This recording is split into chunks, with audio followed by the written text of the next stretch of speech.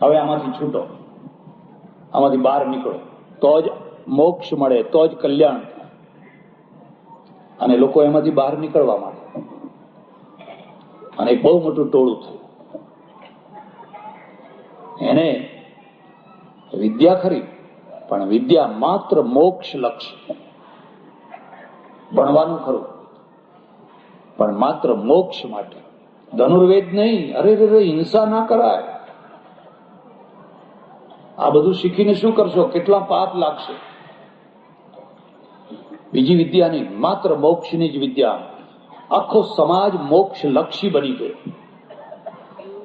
અને એનું એક પરિણામ એ આવ્યું કે મહત્વાકાંક્ષાનો નાશ થયો, ઈચ્છા શક્તિનો નાશ થયો. કોઈએ પૂછ્યું દુઃખનું મૂળ શું છે? એટલે બુદ્ધે જવાબ આપ્યો, દુઃખનું મૂળ ઈચ્છા છે. ઈચ્છાનો નાશ કરો, ઈચ્છામાંથી છૂટો, બસ તમે સુખી છો.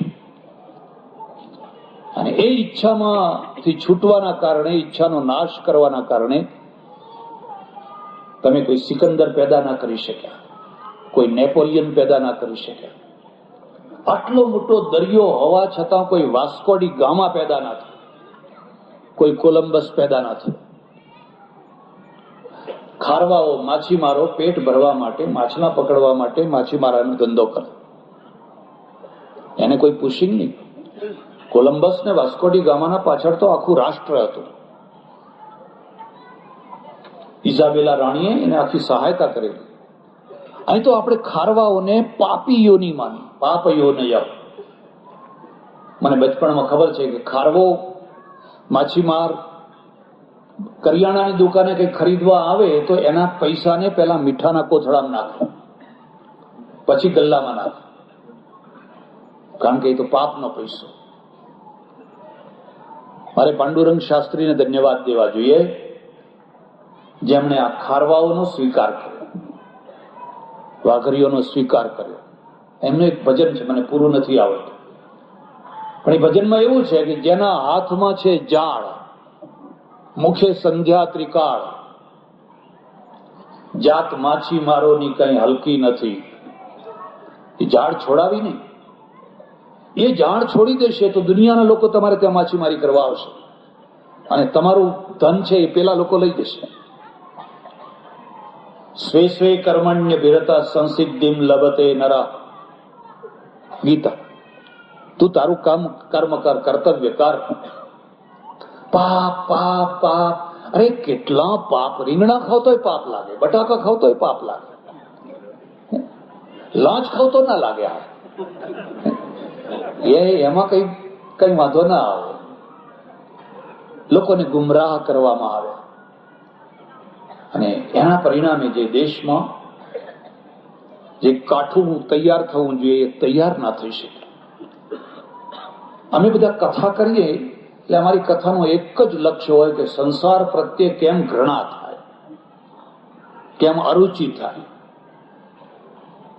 મને અમારે એક સાધુ મને કે ખબર છે? મેં કહ્યું શું? મગમગતો દૂધ પાક ખાઓ ને, મગમગતો દૂધ પાક તો 4 કલાકમાં વિષ્ટા થઈ જાય, દુર્ગંધ મારતી વિષ્ટા થઈ જાય. મેં કહ્યું થઈ જ જાય ને, થવી જ જોઈએ ને. હવે તમે એવી ઈચ્છા રાખો છો કે મગમગતો દૂધ પાક તમારા પેટમાં ફ્રીજની માફક 6 મહિના સુધી પડ્યો રહે, અને જેના પેટમાં એમને એમ દૂધ પાક પડ્યો રહે એની દશા શું થાય? એ તો બિચારો ડોક્ટર પાસે જઈને કે સાહેબ એક ગોળી આપો ને, કંઈક પચે એવી એક ગોળી આપો. અરે તમારા અહો ભાગ્ય કે એ પચી જાય છે. અરે મને કે શું તમે વાત કરો છો? આ નાકમાંથી તો લીંટ નીકળે છે. મેં કહ્યું લીંટ ના નીકળે શું ડીઝલ નીકળે? કે તમે આમ ખંખેરો એટલે 1 લીટર ડીઝલ આવી જાય? અરે કુદરતે ગ્રીસિંગ માટે લીંટ મૂક્યું છે, એ બરાબર મૂક્યું છે. આંખમાં, કાનમાં, જ્યાં જે વ્યવસ્થા છે બિલકુલ વ્યવસ્થા સારી છે. કે તમને ખબર નથી? મેં કહ્યું શું? આ સ્ત્રી છે ને પુરુષને ગમે એટલું વાલ કરતી હોય પણ એ મરે એટલે દરવાજે આવીને ઉભી રહે, એથી આગળ ના વધે. ભાર્યા જન સ્મશાને ગૃહદ્વારી આવીને એટલે આવીને ઊભી રહી જાય. પેલો તો એકલો જાય, કોઈ ભેગું ના આવે. તમે કહું તમારી એવી ઈચ્છા છે કે આ મર્યો એના ભેગી એની સ્ત્રી ચિતા ઉપર ચડે? બંગાળમાં 70,000 સ્ત્રીઓને આપણે ચડાવી દીધી સતી પ્રથાના નામે.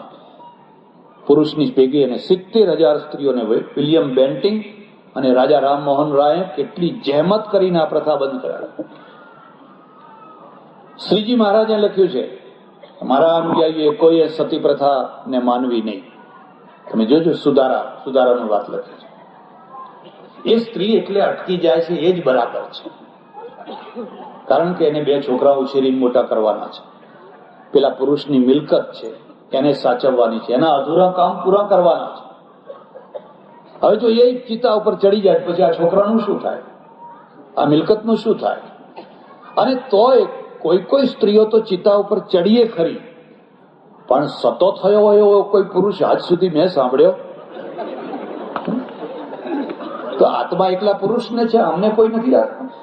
અમને કોઈ પાનો ચડાવે કે ભાઈ આ કોઈ ભેગા આવવાના નથી. અરે નથી આવતા એ જ બરાબર છે. અમે બધા લોકોને વારંવાર એક વાત શીખવાડી, બધું અહીંનું અહીં રહી જશે, કશું ભેગું આવવાનું નથી. અરે ભાઈ ભેગું નથી આવતું એ જ બરાબર છે. જો ભેગું લઈ જવાની છૂટ પરમેશ્વર આપે તો મોત બગાડે લોકો. જરા વિચાર કરો કે ભગવાને એમ કહ્યું કે 10 વર્ષ સુધી જે મરશે અને જે લઈ જવું હશે લઈ જવાની છૂટ છે, અને ઘરનો ડોહો મરવા પડ્યો હોય એટલે પેલો છોકરો છોકરાની વહુ બે કે જો સાવધાન રહેજો બાપા, હવે આજનો દાડો મળ કાઢે એટલે સાવધાન રહેજે. એનો અર્થ કે ઘરના દાગીના, ટીવી, ફલાણું લઈને જાય નહીં. અને જો એ ડોહો બધું લઈને ચાલે તો આ વહુઓ જવા દે ખરે? મૂકો અમે શું જોશું પછી? અરે ભેગું નથી લઈ જવાતું એ જ સારું છે, તો લોકો શાંતિથી મરવા તો દે છે. બાકી જો ભેગું લઈ જવાતું હોય તો કોઈ શાંતિથી મરવા પણ દે. અને આ કોઈ વાત છે કે મારા ભેગું કશું આવવાનું નથી એટલે હું હવે આ સંસાર પ્રત્યે અરુચિ કરી દઉં? ક્લાઇવ આવ્યો તો ભેગું હિન્દુસ્તાનને ભેગો લઈ જવા માટે આવ્યો, હેસ્ટિંગ્સ આવ્યો, બેન્ટિંગ આવ્યો, વેલેસ્લી આવ્યો. અરે 5 વર્ષ કરીને એના દેશને કેટલું મોટું આપીને ગયો.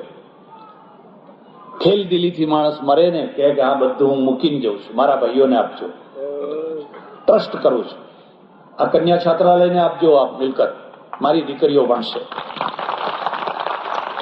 તો એને મરતાય આવડ્યું. આપણે ભેગું તો લઈ જવાનું નથી, પણ જતા પહેલા વ્યવસ્થા તો કરો. એને છોડાવવું નથી, એની વ્યવસ્થા કરવી છે. આ ઋષિ માર્ગ છે, પેલો સાધુ માર્ગ છે. ઋષિ માર્ગ તું મરતા પહેલા વ્યવસ્થા કર કે આમાંથી અમારે દીકરીઓને આપવાનું છે. હમણાં મારે સ્વીડન જવાનું થયેલું, મેં એક પુસ્તક લખ્યું, તમારી ઈચ્છા હોય તો વાંચજો કોઈ વાર. એની એક ઘટના બતાવો. એક 85 વર્ષનો વૃદ્ધ ડોસો એક સ્ટોરમાં રોજ આવે. એટલે સ્ટોરમાં જે પેલી દીકરીઓ કન્યાઓ ઊભી હોય એમાંની એક કન્યા પાસે એ ઉભા રહીને બહુ વાતો કરે, ઘણી વાતો કરે.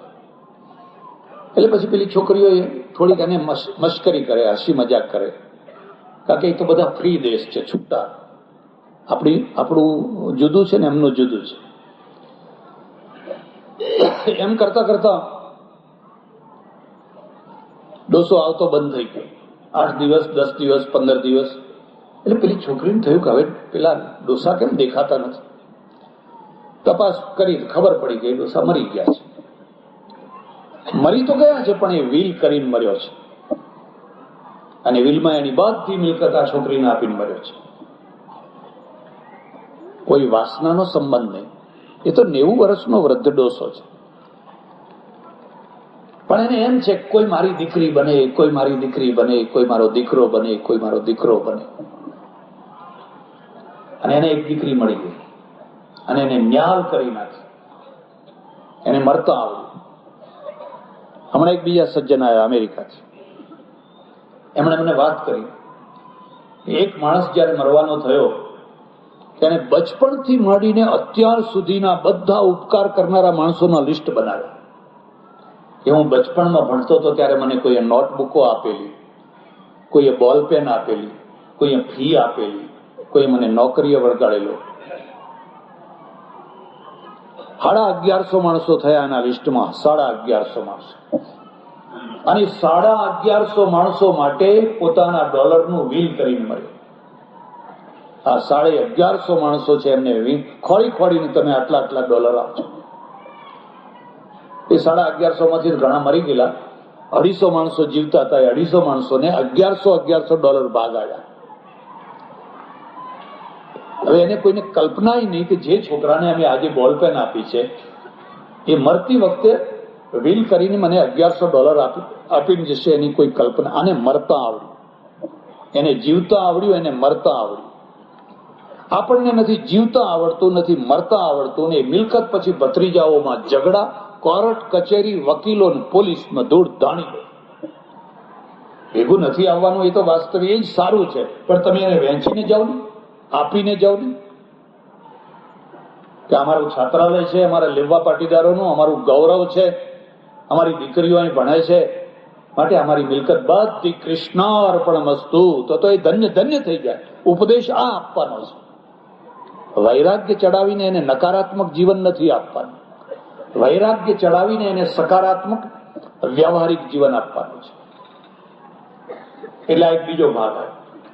શિક્ષણ છે પણ મોક્ષનું છે. થોડાક લોકો ભણે છે પણ મોક્ષ માટે ભણે છે. અને એના કારણે વિદ્યાપીઠોની અંદર જે દુનિયાના લેવલનું શિક્ષણ હોવું જોઈએ સમાપ્ત. ઘણા વર્ષો સુધી આ બધું ચાલ્યું, ઘણા વર્ષો સુધી. એની અસર આપણા ઉપર પડી, બીજા ઉપર પડી, ત્રીજા ઉપર પડી. આપણે આપણો ઋષિ માર્ગ ખોઈ ચૂક્યા. અંગ્રેજો આવ્યા અને અંગ્રેજોએ જોયું કે આખા દેશનો વહીવટ કરવો તો કઈ ભાષામાં કરવો. મેકોલે, તમે નામ સાંભળ્યું હશે, લોર્ડ મેકોલે, એની અધ્યક્ષતામાં એક કમિશન નિમ્યું.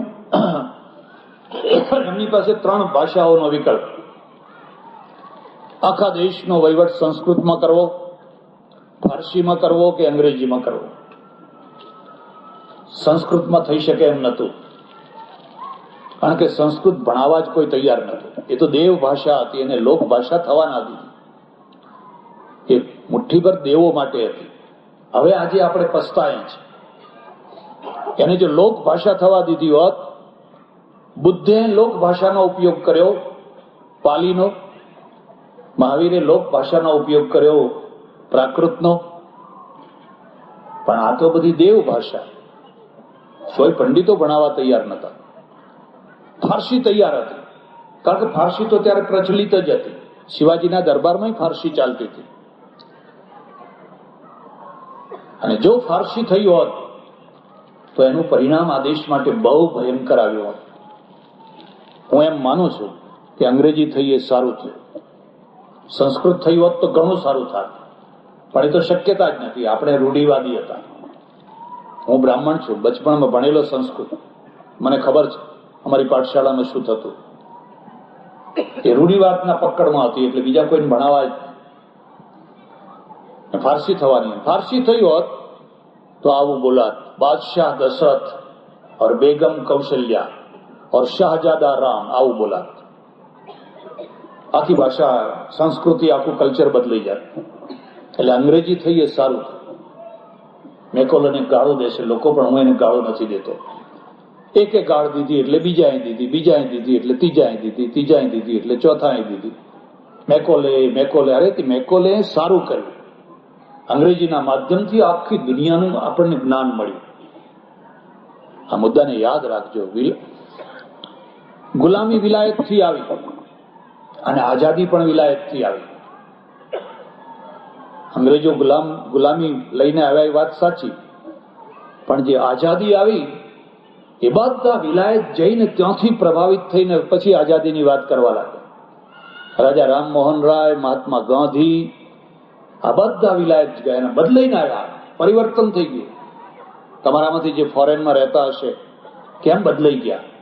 એમને જોયું કે આપણે કેવા ને આ કેવા. આ પ્રજા કેવી વ્યવસ્થિત રહે છે, ડિસિપ્લિન રહે છે, કેટલી સ્વમાનથી રહે છે, ને આપણે તો જાનવર જેવા રહીએ છીએ. કૃષ્ણજી શ્યામજી કૃષ્ણ વર્મા તમારે કચ્છના વિલાયતમાંથી. એ આઝાદી પણ વિલાયતમાંથી આવી. પણ મેકોલે છે એ કોઈ મોક્ષની વિદ્યા લઈ નતો આવ્યો. કે મોક્ષ માટે ભણો, પરલોક સુધારવા માટે ભણો, એવું નતું. મેકોલને એક જરૂર હતી મધ્યમ વર્ગની. ઉપરનો જે હાઈ લેવલ છે એમાં અંગ્રેજો, ગોરાઓ કામ કરે, પણ ઠેઠ સુધી તો ગોરાઓ લાવવા ક્યાંથી અહીંયા? એટલે મધ્યમ જે છે એ બધી નોકરીઓ માટે ઇન્ડિયનો જોઈએ, અને આપણે એ કામ પૂરું પાડ્યું. બરાબર છે. એસએસસી પાસ થાય એના પહેલા તેની નોકરી તૈયાર હોય, અને એ વખતનો મેટ્રિક ભણેલો છોકરો આજના એમએ કરતા પણ વધારે સારું લખી વાંચી શકે, બોલી શકે. એટલે એ વાત પૂરી થઈ. અને એમાંથી કઈ દેશનું નિર્માણ ના થયું. નિર્માણ આટલું જ થયું કે જે થોડોક ભણેલો વર્ગ હતો એ ઇંગ્લિશ માધ્યમથી એકદમ આધુનિકતાના સંપર્કમાં આવી ગયો, નવીનતાના સંપર્કમાં આવી ગયો. એક બીજી વાત, અંગ્રેજોની પાસેથી આપણે ઘણું શીખ્યા.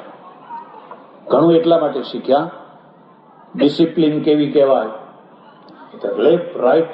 પહેલા અહીં લશ્કર હતું, મરાઠાઓનું હતું, બાદશાહનું હતું, સુલતાનોનું હતું, નવાબોનું લશ્કર હતું. કોઈને દાખલ કરે એટલે તરત જ હથિયાર આપી લડવા મોકલી દેવાનું. અંગ્રેજોએ વ્યવસ્થા કરી કે એને હથિયાર નહીં આપવાનું. 6 મહિના સુધી left right, left right, left right. તમે 26મી જાન્યુઆરી જુઓ તો આમ બધું મશીન ચાલતું હોય એવું તમને લાગે. પેલા એને પગથી પગ મેળવતા આવડો, શીખવાડો. બંદૂક ચલાવવી તો બહુ સરળ છે. આમ ઘોડો ખેંચો એટલે ગોળી નીકળી જવાની. એ તો બહુ સરળ છે. અઘરામાં અઘરું કામ છે પગથી પગ મેળવીને ચાલવા. અને એ આપણે પહેલા નતા શીખ્યા ને હવે પાછું બધું ભૂલી ગયા છે. એટલે લશ્કરમાં અને પ્રજામાં આ પેલું ટોળું છે. આ ડિસિપ્લિન વાળી આખી વ્યવસ્થા છે. અને ટોળું શું કરતું હોય છે? ટોળું ચાલે ખરું, પણ પગથી પગ મેળવીને ના ચાલે. એટલે પગની આંટીઓ મારે. મારા પગની આંટી તમને વાગે, તમારી આંટી પેલાને વાગે, પેલાની આંટી પેલાને વાગે. નથી જોતો કુંભમેળામાં કેટલા કચરાઈને મરી ગયા? ડાકોરમાં દર્શન કરતા કેટલા લોકો કચરાઈને મરી ગયા? કેમ કે આંટીઓ મારે છે. અને એમાંથી એક આંટી કલ્ચર ઉભું થયું. ભલા થજો, આ આંટી કલ્ચરને આપણે છોડવાનું છે. એક પ્રમુખ બને એટલે મારો આંટી કે બસ, એને આપણે ટકવા નથી દેવાનું. પેલાના ત્યાં એક માણસ કોઈ પદ ઉપર જાય એટલે પછી એને માનવાનો જ. પહેલા વિરોધ કરવાનો, પણ પછી નહીં. અને આ તો ઘરના જ માણસો વિરોધ કર્યા, કારણ કે આંટી કલ્ચર છે. ઘણા વર્ષો સુધી આ ચાલ્યું. એક ગામ, પાટીદારોનું ગામ, અને પાટીદારોમાં તમને ખોટું ના લાગે તો હું કહું કે આ કડવા પટેલ છે ને એ બહુ સોબર હોય, બહુ સમજી જાય, અને લેવા જરા આકરા હોય, તીખા હોય. ખબર નહીં? ચલો તો અહીંના ને તો સારું.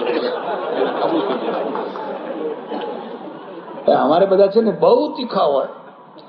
અમારે તીખા કેવા હોય કે એકબીજાને પાડવા માટે નારીવાચક પ્રયોગ કરે. એ શું કરતી હતી એમ કે, હોય પુરુષ પણ કરતી હતી એમ બોલે.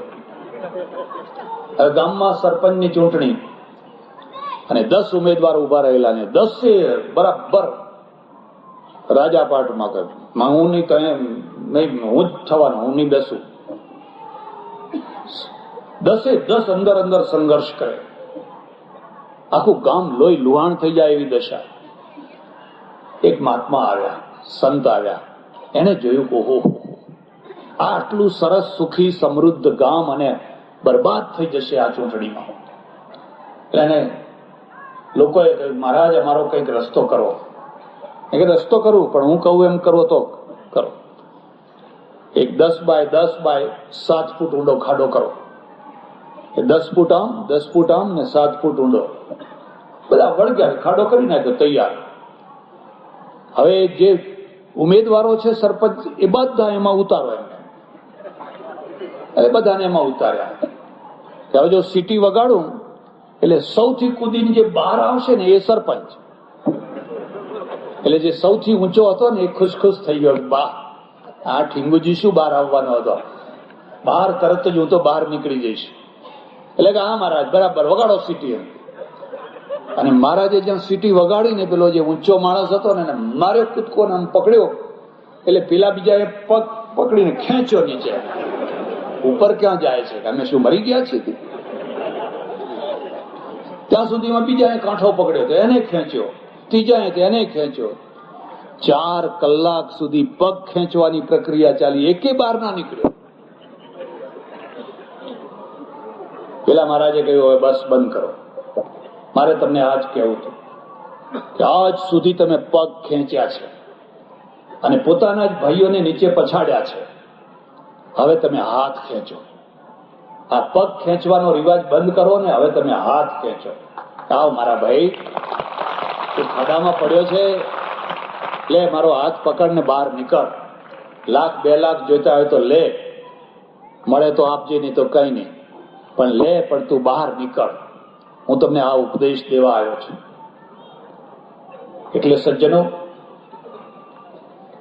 એક એવી સ્થિતિ, જે સ્થિતિમાંથી આખા સમાજને ઉપર લાવવાનો છે, અને પગની આંટીઓ મારવાથી કોઈ સમાજ ઊંચો ના આવી શકે, પગ ખેંચવાથી ના આવી શકે. આપણે હવે હાથ ખેંચવાનો રિવાજ શરૂ કર્યો, એટલે તો આ સંસ્થા ઊભી થઈ. બધી થઈ, કડવાઓની, લેવાઓની, ફલાણાની, ફલાણાની. પણ આઝાદી મળી, અને આઝાદી મળ્યા પછી એક ચોથું રૂપ આવ્યું. અને એ રૂપ શું હતું? ક્લાર્કો માટે નહીં, આ શિક્ષણ સંસ્થાઓ મોક્ષ માટે નહીં, પરલોકની વાત જવા દો, પહેલા આલોક તો ઠીક કરો. જેનો આલોક ઠેકાણું ના પાણી મળતું હોય ચોખ્ખું, ના દૂધ મળતું હોય, ના રહેવાનું હોય, ના ઝોપડપટ્ટીમાં રહેતા હોય, પરલોકની વાતો કરો છો. દિલ કો બહેલાને કો ગાલિબ, જન્નત કા ખ્યાલ અચ્છા હૈ. પછી નવરા બેઠા બેઠા વાત કરે, અરે તમે ગમે એમ અહીં બધા લીલા લહેર કરો, પણ ખબર પડશે તમારી. એટલે આખું એક શિક્ષણનું માળખામાં એક બહુ મોટું રૂપાંતર આવ્યું. અને એ રૂપાંતર શું આવ્યું? શિક્ષણ વર્ણલક્ષી નહીં, મોક્ષલક્ષી નહીં, ક્લાર્કલક્ષી નહીં, સર્વલક્ષી. સર્વલક્ષી. સર્વલક્ષી એટલે એના બે ફાટા. એક તો બધાને ભણાવો, હરિજનને ભણાવો, પછાત રહી ગયેલો, પાછળ રહેલો માણસ ભીલને ભણાવો. હવે અંગૂઠા કાપવાથી કામ નહીં ચાલે. ઘણાના અંગૂઠા કાપ્યા, એના પરિણામ આજે ભોગવી રહ્યા છે. કેમ લોકો ક્રિશ્ચિયન થાય છે, કેમ ધર્માંતર કરે છે, શું આપ્યું આપણે એમને? ચાલો પ્રાયશ્ચિત કરીએ, આવો એમને ભણાવીએ. આપણા ભાઈઓ છે, આપણી સાથે મેળવીએ. ક્યાં સુધી તિરસ્કાર કરશો, ક્યાં સુધી દુત્કાર કરશો? સંસ્કૃતિ સરવાળાની હોય અને વિકૃતિ છે એ બાદબાકીની હોય. જે લોકો સરવાળાથી ચાલશે એનો વિજય થશે. એક તરફ અર્જુન છે, કર્ણ છે, એકલવ્ય છે, ત્રણેય મહાન છે, ત્રણેય સેનાપતિઓ છે, ત્રણેય સમર્થ છે. પણ માઇનસ છે. દ્રોણ કહે છે મારે એકલો અર્જુન જ જોઈએ. અર્જુન માઇનસ કર્ણ, અર્જુન માઇનસ એકલવ્ય, બસ એકલો અર્જુન જ જોઈએ. અને માઇનસ જે બાદબાકીની સંસ્કૃતિ, વિકૃતિ, એને હિન્દુ પ્રજાનું પતન કરી નાખ્યું. હવે સરવાળો અર્જુન વત્તા કર્ણ પ્લસ કર્ણ, અર્જુન વત્તા એકલવ્ય, અમારે 3 સેનાપતિઓ છે. કોઈ અનામતનો પ્રશ્ન જ ના હોત, કોઈ ઝઘડો જ ના હોત જો આપણે બધા. અર્જુન છે નાગ કન્યાને પરણે. નાગ કન્યા એટલે નાગણી નહીં. આમ પેલી નાગણી બતાવે તો ખોટી નાગણીને પરણાતું હશે. સારું છે કે તમારામાંથી કોઈ એવો પ્રયત્ન કરતા નથી. અરે નાગ કન્યાનો અર્થ થાય છે નાગાલેન્ડની દીકરી. પેલી જે નાગ જાતિ છે, એ નાગાલેન્ડની જે નાગ જાતિ છે. આપણો ભીમ છે એ હિડમ્બાને પરણ્યો. અને હિડમ્બા એટલે કોણ? વનમાં રહેનારી જે આદિવાસી કન્યા છે એ હિડમ્બા છે. ને મહાભારત સાંભળે ત્યારે લોકો બહુ ખુશ થાય, વાહ વાહ, હિડમ્બાનો ઘટોત્કચ, ફલાણું આમ બબરું વાહન, આ ને તે ને બધું ખુશ થઈ જાય. પણ તમારો જો અભિમન્યુ કોઈ કે તમારો કોઈ ભીમ કોઈ હિડમ્બાને લઈ આવે તો ઘરમાં ના પેસવા દો. મહાભારતમાં સારું લાગે તમારો. અરે એડંબાની વાત જવા દો, તમારાથી ઊંચી નાતની લઈ આવે તોય ઘરમાં ના પેસવા દો. પટેલનો દીકરો બ્રાહ્મણને લઈ આવે કે વાણિયાને લઈ આવે તોય કે ના ઘરમાં ના બેસવા.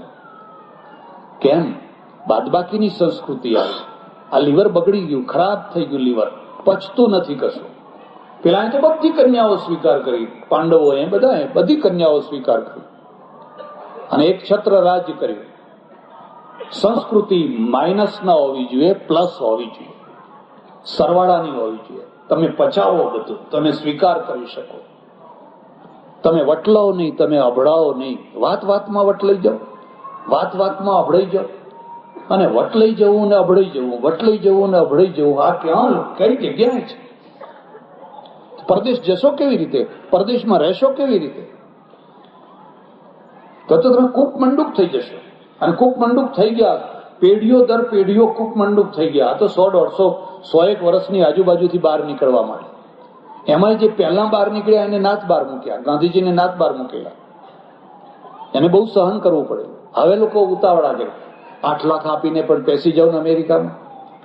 અમારે ત્યાં 8, 9, 10 લાખનો ભાવ ચાલે છે. અહીં ખબર નહીં અહીં શું ચાલે છે. નથી ને સારું ત્યારે એટલું. અમારે ત્યાં તો બસ પેસી જ જાઓ, બીજી વાત ને. કેમ? કારણ કે ચડિયાતી રોજી છે ત્યાં, અહીં ઉતરતી રોજી છે.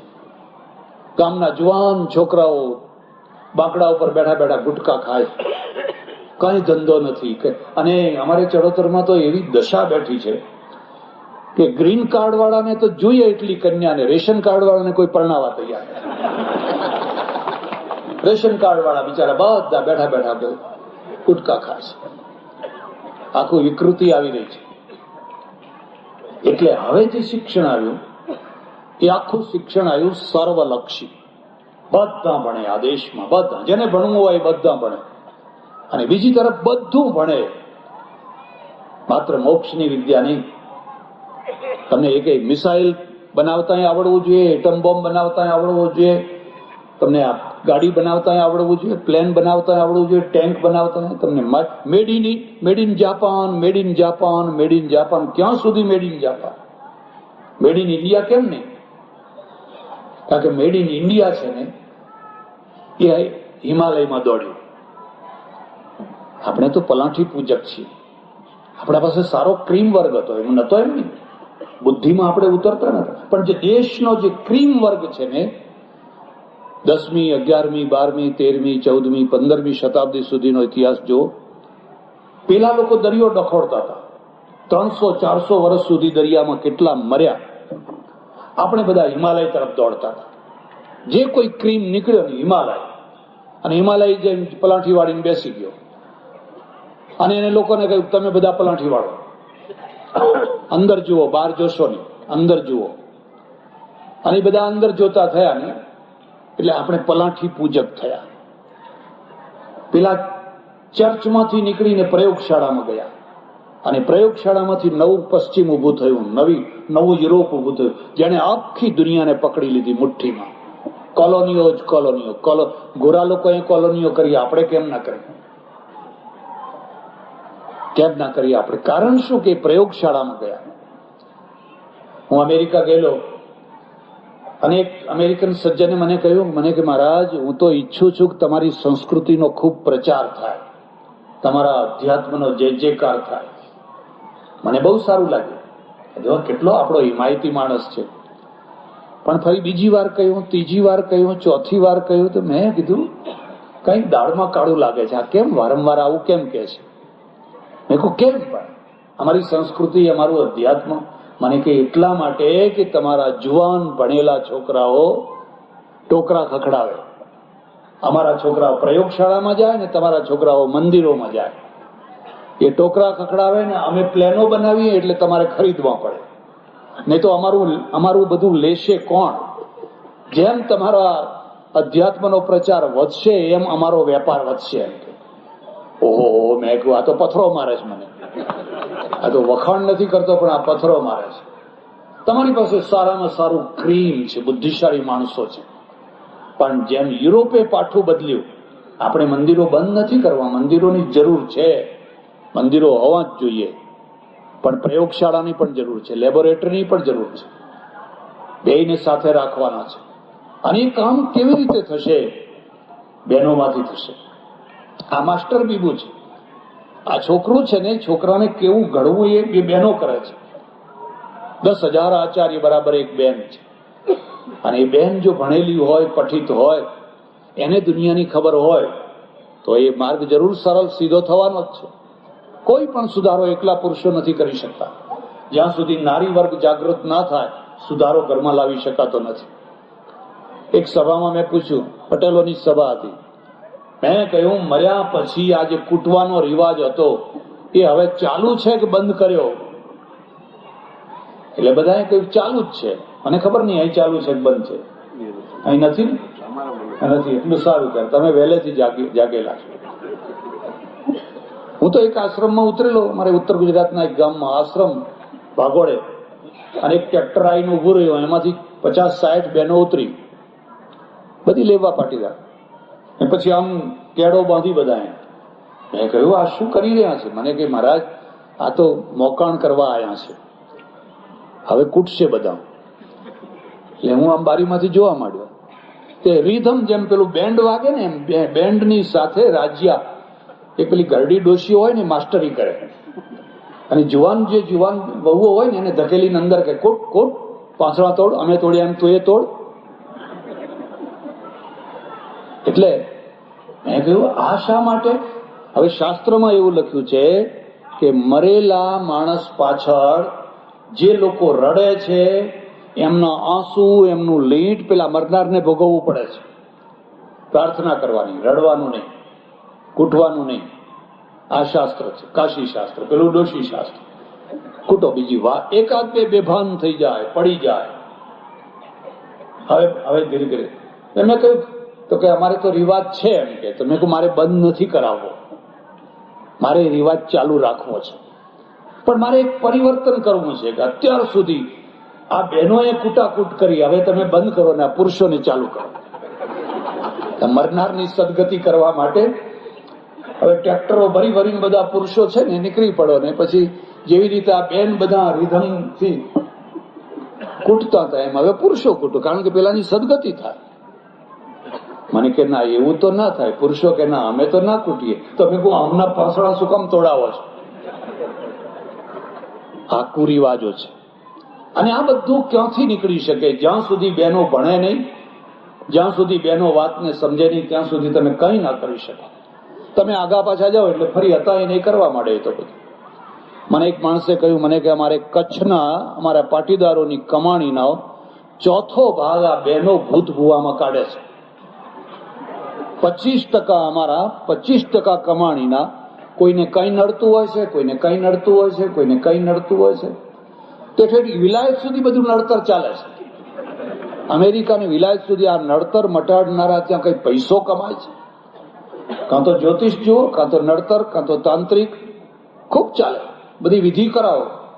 જરા વિચાર કરો, જે મા બાપે જીવતા જીવતા આશીર્વાદ આપ્યા હોય એ મર્યા પછી નડે ખરા? એ માં નડતી હશે? એ તો આખી જિંદગી એને આશીર્વાદ આપ્યા. અને મરેલો માણસ જો નડતો હોય તો જેનું ખૂન કર્યું છે, હિટલરે તો 60 લાખ યહૂદીઓને મારી નાખ્યા. એમાંનો એક યહૂદી હિટલરને છાતી ઉપર ના ચડી બેઠો કે વરે તો બતાવું તમને. એક યહૂદી હિટલરની છાતી ઉપર. હિટલર મર્યો તો પેલા અમેરિકનોના દ્વારા, બ્રિટિશરોના દ્વારા મર્યો. જો મરેલા માણસો નડતા હોય તો એની હત્યા કરનારને પહેલા નડવો જોઈએ.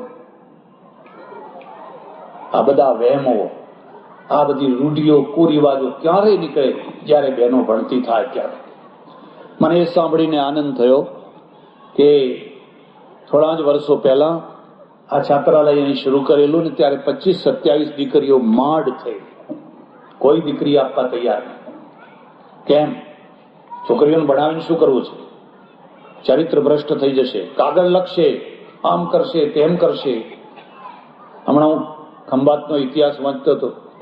આખા ખંભાત સ્ટેટમાં 7 બહેનો ભણેલી, આખા સ્ટેટમાં 7, 5 હિન્દુઓની, 2 મુસ્લિમોની ભણેલી. એટલે બીજી ચોપડી, ત્રીજી ચોપડી, આવી કોઈ કોલેજ કરેલી નહીં.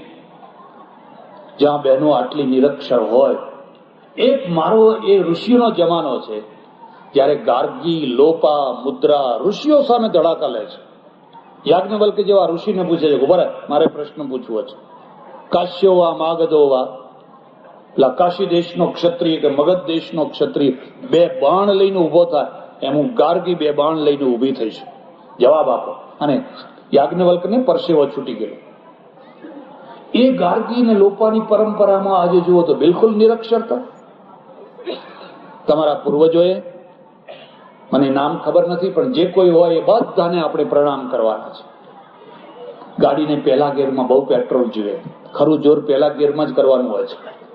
પછી બીજો, ત્રીજો ને ચોથો ગેર આવ્યો એટલે સડસડાટ. અત્યારે તમારી ગાડી ટોપમાં છે અત્યારે, પણ પહેલા ગેરમાં જયારે હતી ગાડી, જ્યાં કોઈ પૈસો આપે ના કોઈ કન્યા, એ વખતે એ તમારા પૂર્વ પુરુષોએ, મહાપુરુષોએ જે મહેનત કરી અને મહેનત કરીને 5-25 દીકરીઓના દ્વારા આ સંસ્થા શરૂ કરી. આજે 1000 ઉપરની કન્યાઓ, અને આ જરૂરી પણ છે. એના બે કારણો છે. એક તો ભણાવ્યા વિના હવે છૂટકો નથી, ભણાવવા જ પડશે. પણ હવે ભણાવવા જ છે તો જો તમે કોલેજોમાં કે યુનિવર્સિટીઓમાં સીધા મોકલશો, ત્યાંનું વાતાવરણ એટલું દૂષિત છે. મારી બાજુમાં જ કોલેજ છે એટલે મને બધી ખબર પડે. એટલું વાતાવરણ દૂષિત છે કે તમારું દેવ જેવું સંતાન છે એ પોઈઝન પકડીને ઘેર આવશે, ઝેર કરીને ઘરમાં આવશે. એમાંથી એને બચાવવું છે. આ મુગ્ધાવસ્થા છે. એમાંય ભારતનું કલ્ચર જરા જુદું છે. ભારતમાં પુરુષ છે ને, એ પુરુષ 1000 દોષ કરે ને કશો વાંધો નહીં, એ તો સંડાસના લોટા જેવો છે. સંડાસનો લોટો છે, એને જરાક રેતીથી ઘસો એટલે ઉજળો હતો એવો ને એવો. પણ એક છોકરીથી, કન્યાથી જો એક ભૂલ થઈ જાય તો એને ફરી ઉજળી બનાવે એવી રેતી હજુ અહીં ભારતમાં પેદા નથી. અમેરિકા, ઇંગ્લેન્ડમાં કોઈ વાંધો નહીં, પણ અહીં તો પેદા નથી. એ તો પોસ્ટકાર્ડ છે. પોસ્ટકાર્ડ ઉપર 25 પૈસાની ટિકિટ લાગેલી છે. તમે કલકત્તા મોકલો, મદ્રાસ મોકલો, બધે પોસ્ટકાર્ડ જાય. પણ જો એકવાર એના ઉપર છાપ લાગી ગઈ, નોટ પેડ, પછી ક્યાંય ના જાય. આ મુગ્ધાવસ્થાનું જીવન છે. જ્યારે છોકરા ને છોકરીઓ, એમાં ખાસ કરીને છોકરીઓ ઢાળ ઉપર દોડે છે, કુદરત દોડાવે છે અને ભાન નથી હોતું, એટલે એને નીતિકારે એને મુગ્ધાવસ્થા કહી. અને ભાન નથી, અને આગળનું દેખાતું નથી, નજીકનું જ દેખાય છે. ત્યારે ભૂલે ચૂકે જો એના ઉપર કોઈ ખોટી છાપ લાગી જાય, એનું આખું જીવન બરબાદ થઈ જાય, આખું જીવન ધૂળધાણી થઈ જાય. અને એ ધૂળધાણી ના થાય, અને એક આદર્શ દંપતી, આદર્શ કન્યા, આદર્શ પત્ની એને જોઈને આપણા નયન ઠરે એવી એનું ભવિષ્ય બને. એટલા માટે આ સંસ્થા જરૂરી છે. 10 વર્ષ પહેલા મારા આશ્રમમાં 30 વર્ષની ઉંમરની એક બેન આવી, ગૌરવર્ણ, ઊંચી દેખાવડી પર્સનાલિટી. મને કે મહારાજ, મને તમારા આશ્રમમાં રાખશો? મેં કહ્યું બેન, તારે આશ્રમમાં રહેવાની શી જરૂર પડી? મને કે એ ના પૂછો, પણ મને તમે આશરો આપો. મારે ઉપર આકાશ ને નીચે ધરતી, કોઈ જગ્યા નથી મારે રહેવાની. પણ મેં કહ્યું તને તકલીફ શું છે, તને થયું છે શું? મને કે જુઓ, હું નાગર બ્રાહ્મણની દીકરી છું, અને મારા પપ્પા છે એ ફર્સ્ટ ક્લાસ ગેજેટેડ ઓફિસર છે, હતા નહીં, આજે પણ છે. અમે તો બહુ સુખી, સંસ્કારી, ભદ્ર કુટુંબ. મારા ઘરમાં બધું સાહેબી પરંપરાથી અમે સુખી કુટુંબ. પછી કે મારી આ યુવાવસ્થામાં મને ભાન ન રહ્યું, અને અમારો વિધર્મી ડ્રાઈવર, બીજા ધર્મનો ડ્રાઈવર, એ ડ્રાઈવર સાથે હું ખેંચાઈ ગઈ. પછી કે હું તો એની સાથે ભાગી ગઈ. હવે એને પહેલેથી એક પત્ની હતી અને 3 બાળકો હતા, ઝોંપડા જેવું ઘર. પેલો જે નિશો ચડેલો, અંધાપો જે આવેલો, એમાં કશી ખબર નહીં, અને એમાં જઈને હું રહેવા લાગી. મને 2 બાળકો થયા. પછી મને મારે જોડે મારું એક હાડકું હાજુ નથી, એટલી મને મારી છે. છેવટે હું 4-5 દિવસથી એને છોડી અને કંટાળીને હું નીકળી ગઈ છું. મેં કહ્યું પછી મને એમ થયું કે ભલે મારી ભૂલ થઈ, પણ ગમે એવા તોય મારા પપ્પા છે ને મને રાખશે.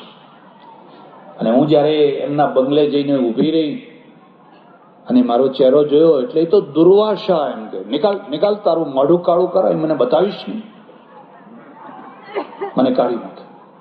મારે જવું ક્યાં? હવે મારે જવું ક્યાં? હું ક્યાં જઈને ઊભી રહું? જિંદગીમાં એવી કેટલી ભૂલો છે જેને સુધારી શકાય છે, પણ એવી કેટલીક ભૂલો છે જેને સુધારી શકાતી નથી. એક વાર એ ભૂલ કરી એના પરિણામ જિંદગી ભર ભોગવવા પડે, એને સુધારી શકાતી નથી. મારા પપ્પાએ કહ્યું, તને ખબર છે તારા કારણે તારી બહેનોના સગપણ નથી થતા. લોકો તરત કહે છે કે આ પેલા ને ફલાણા ને, તારા ભાઈઓના સગપણ નથી થતા. મારે હું કોઈને મોઢું નથી બતાવી શકતો. મેં કહ્યું, બેન તું વિચાર કર, હું તને અહીં રાખું તો સમાજ તને રાખવા દેશે અહીંયા? એટલે કન્યા રત્ન છે, પણ જતન કરો તો રત્ન છે. એ કન્યા હોળી છે, જો જતન કરતા ના આવડે તો એ બળે ને બાળે, ખાક કરી નાખે. એટલે સમાજના આગેવાનોએ દીર્ઘ દ્રષ્ટિ વાપરીને પોતાની કન્યાઓનું જતન કરવાનું, એને પૂરેપૂરી ભણાવવાની, એનું રક્ષણ કરવાનું, એને સંસ્કાર નાખવાના. મને જે વાત કરવામાં આવી જોઈને મને બહુ આનંદ થયો. એક વાત તો એ કઈ બહુ નોકરો રાખ્યા નથી, બધું અમે જાતે કરી. પાટીદાર તો મહેનતુ પ્રજા છે, ઓછામાં ઓછા ખર્ચે અમારો વહીવટ ચાલે છે, કોઈ પટાવાળો નથી, બધું જાતે કરી લઈએ છીએ. એટલે આવી જે સંસ્થા તમે બનાવી અને એની આજે જે ઉત્સવ ઉજવી રહ્યા છો, એક પાયાનું કામ થઈ રહ્યું છે. પણ આ કામ માત્ર 10મા 12મા ધોરણ સુધી જ અટકવું ના જોઈએ. આ કામ ઠેઠ કોલેજ સુધી જવું જોઈએ. અને આવનારા વર્ષોમાં તમે જોશો આખું શિક્ષણ તંત્ર ખાનગીકરણ તરફ વળવાનું છે. આ સરકારીકરણથી લોકો થાકી ગયા. કોઈ પીરિયડ લેતા જ નથી, કોઈ જતું જ નથી. પહેલા 1-2 પીરિયડ લેવાય તો લેવાય, પછી તો બસ સાહેબો કહી દે તમે ચિંતા ના કરો, હું બેઠો છું. હું બેઠો છું એટલે એનો અર્થ તમે સમજી ગયા. આખું શિક્ષણ તંત્ર ખાનગીકરણ તરફ વળી રહ્યું છે, વાળવું જ પડશે. આ દેશનું જે સરકારીકરણ, એસટી નું સરકારીકરણ, ફલાણાનું સરકારીકરણ, બધામાં ખોટ, બધામાં ખોટ. મને વર્ષો પહેલા એક માણસે કહેલું કે આ તો સરકારે વચ્ચે એવો વિચાર કરેલો કે આખા દેશની દાઢી કરવાનું સરકારીકરણ કરી નાખો. આવડો મોટો ધંધો ગમે તેને અપાય નહીં, સરકાર કરે. જોકે અત્યારે એક નહીં તો બીજી રીતે દાઢી કરવાનું ચાલુ જ છે. દાઢી એટલે હજામત. આ સરકારીકરણથી આ દેશ કદી ઊંચો આવવાનો નથી, દેશ વધારે દુઃખી થવાનો છે. તમને જો ખબર હોય તો અમદાવાદમાં નિરમાએ એન્જિનિયરિંગ ઇન્સ્ટિટ્યૂટ શરૂ કરી છે, અને એનો એક વિદ્યાર્થી હમણાં થોડા 4-5 દિવસ પહેલા જ મારી પાસે આવેલો પગે લાગવા માટે. એને અમેરિકા મોકલ્યો, અમેરિકાની યુનિવર્સિટી સાથે એને જોઈન કર્યું છે. અમેરિકા એને માન્યતા આપી છે. એટલાન્ટાની યુનિવર્સિટીમાં એને પ્રવેશ મળ્યો છે, કારણ કે એ જાણે છે કે અહીંયા ઊંચી કક્ષાનું શિક્ષણ, કોઈ રજાઓ જ નહીં, પૂરેપૂરા પીરિયડ લેવાના, કોઈ ખોટી રજાઓ નહીં. એ તો રજાઓ જ રજાઓ. 365 દિવસમાં 150 દિવસ માંડ કોલેજ ખુલે છે, અને 150 દિવસમાં એ પીરિયડ તો પૂરા લેવાતા નથી. હડતાલો પડે છે, ફલાણું થાય છે. ત્યારે હવે બીજા બધા દેશોની માફક આપણે પણ ખાનગીકરણ તરફ વળવું પડશે. અને તમે એવી શક્તિ કેળવો કે ભવિષ્યમાં આ આખું સંકુલ એક બહુ મોટી કોલેજનું રૂપ ધારણ કરે. અહીંયા એકડીમાં દાખલ થયેલી જે કન્યા છે એ સ્નાતક કે અનુસ્નાતકની ડિગ્રી લઈને બહાર નીકળે ત્યાં સુધી એને કોઈની ગરજ ના પડે કે મને પ્રવેશ મળશે કે નહીં, મને પ્રવેશ મળશે કે નહીં. દરેક જ્ઞાતિઓ પોતપોતાના સમાજ માટે આવા કામો કરી રહી છે. ત્યારે સમર્થ લેવા પાટીદાર સમાજ, સમર્થ એટલા માટે કહું છું કે આ તમારા ભુજની આજુબાજુના જે ગામો છે બહુ શક્તિશાળી, દુનિયાએ નોંધ લીધી છે કે આ ફલાણું ગામ તો કે બહુ સુખી ગામ છે, બહુ સમર્થ ગામ છે. તો આવા સમર્થ ગામ હવે તમારું દાન, તમારી ઉદારતા બધું શિક્ષણ તરફ અને હોસ્પિટલો તરફ વળે. આપણે ઘણા યજ્ઞો કર્યા, બધું ઘણું કર્યું. હવે આપણે આ શિક્ષણ તરફ વળવાનું છે અને આપણા દીકરાઓ માટે, આપણી દીકરીઓ માટે એટલી ફેસિલિટી ઊભી કરો. અને હું એથી પણ વધારે કહું છું, ભગવાને તમને સામર્થ્ય આપ્યું છે. પાટીદારના દ્વાર હંમેશા બધાના માટે ખુલ્લા રહ્યા છે. એના ખળામાં જઈને કોઈ ઉભો રહે તો એ કૂપડું ભરીને આપે, કૂપડું ભરીને આપે. પાટીદાર રાજી થાય એટલે પાલી ભરીને આપે, અને વાણીઓ રાજી થાય તાલી આપે. વાણીઓ આપે, ના આપે નહીં, વાણીઓ આપે, પણ સમજી વિચારીને આપે. લાખો રૂપિયા આપે, લાખો રૂપિયા આપે, પણ એને એમ ખાતરી થાય કે આપવા જેવી જગ્યા છે તો આપે. પાટીદાર ખાતરી ના કરે, જે આવ્યો એને કૂપડું ભરીને આપે. બામણને લોટો આપ્યો, પછી એને જે કરવું હોય. અત્યાર સુધી તમે લાખો લાખો કરોડો કરોડોના દાન આપ્યા છે, પણ હવે દાનની દિશા બદલો. હવે દાનને તમે શિક્ષણ તરફ લઈ વાવો. એમાંથી તમારા દીકરા અને દીકરીઓ ઉગવાના છે. એક મા બાપે જન્મ આપ્યો અને બીજો જન્મ અહીંથી મળવાનો છે. જે દીકરી કે જે દીકરાને તમે જન્મ આપ્યો એ તો સામાન્ય હતો, પણ અહીંયા એના ઉપર કેટલી કલા અને કેટલું એ થશે ને જયારે નીકળશે ત્યારે કોઈ એમાંથી કોઈ કલેક્ટર થશે, દીકરી કોઈ ડીએસપી થશે, કોઈ વકીલ થશે, કોઈ આર્કિટેક્ટ થશે, કોઈ કંઈ થશે, કોઈ કંઈ થશે. બધું શક્ય છે. અને આઈએએસ માટે પણ તૈયારી કરાવો. કશું અસંભવ નથી. બંગાળ, તમિલનાડુ, ત્યાંના બધા ઓફિસરો આવે. આપણો દેશ છે, ભલે આવે, પણ આપણા ગુજરાતમાં થોડા આઈએએસ ઓફિસરો હોવા જ જોઈએ ને. એ આ બહેનોમાંથી થઈ શકે, છોકરાઓમાંથી થઈ શકે. જરૂર છે માત્ર એને ટ્રેનિંગ આપવાની. તમારી પાસે બુદ્ધિ તો છે જ, પૈસો છે, માત્ર એને એક વળાંક આપવાની જરૂર છે.